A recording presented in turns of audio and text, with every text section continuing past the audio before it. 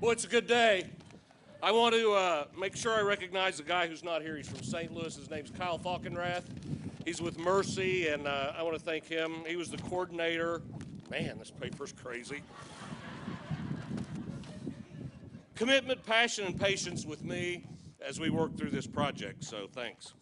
I told a story to some of you not long after the tornado while standing on the parking lot in the shadow of the former hospital right down there. Let me share it again because it seems every bit as appropriate today as it did several years ago. I told the story of my then 9-year-old son, Gabriel. He's an avid reader. He had started right about that time chapter books, and often very long chapter books. So I asked him one day, "Why do you love chapter books so much?" And he told me, "Books without chapters are short, and when you reach the end, you're done.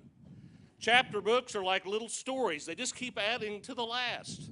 Plus, after each chapter, you can take a little break, think about the story for a minute, and wonder what's next.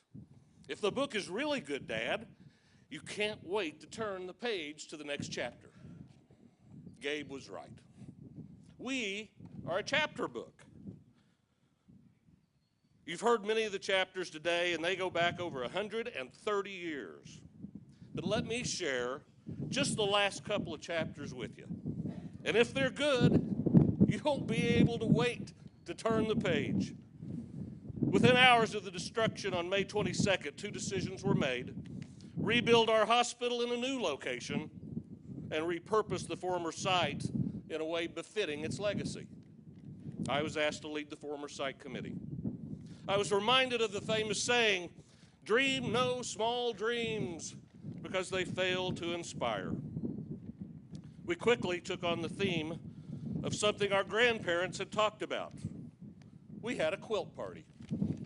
They were called friendship quilts.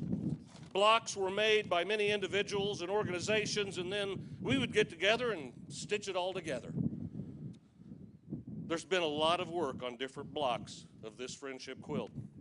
You see, this land has been a place of service for decades to this community, and it will remain a place of service for this community from now on. Out of adversity comes opportunity. Benjamin Franklin. It started with what eventually became 3 incarnations of Mercy hospital facilities. First the tent, then the modular, and finally the component. In those, we have served this community since the tornado. It quickly included the gifting of land to Joplin schools, and they had a need, and we had an opportunity. Irving Elementary, right behind me, was quickly constructed. Interesting. The Sisters of Mercy came to Joplin to help open a school, and with Irving's opening, January 9th of 2014, they did it again. This particular site, the former hospital site, has been retained by Mercy as a beautiful garden for this community, and our employees, both past and present, to reflect. This hallowed ground has celebrated the healing of countless people. Many life journey began here, and many life's journeys have ended here. It remains sacred for all. Man, my hands are cold.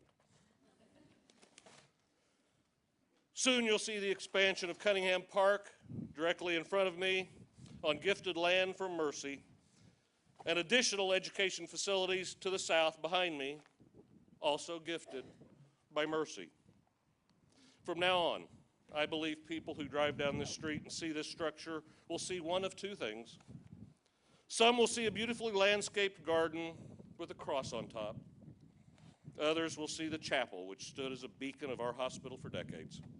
But everyone will see a new chapter in the use of this land. Gabe was right. Chapter books are better. And if the book is really good, you can't wait to turn the page. Thank you.